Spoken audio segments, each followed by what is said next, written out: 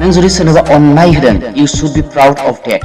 नों selflessly, unconditionally सोरनोबा अननाय होदों, बे अननायनि भेलुखौ सोरबा जुदि होनो हायाखै, बेयो नोंनि गोरोन्थि नङा, बेयाव नोंनि दाय गैया।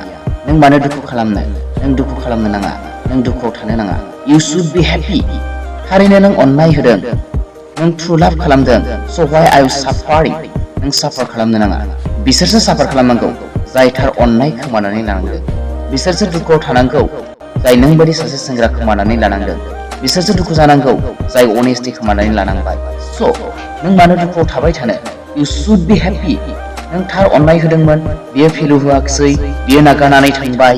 माब्लाबा जुदि सानसे बियो नोंनि अननायखौ बुजियो, and that will be too late.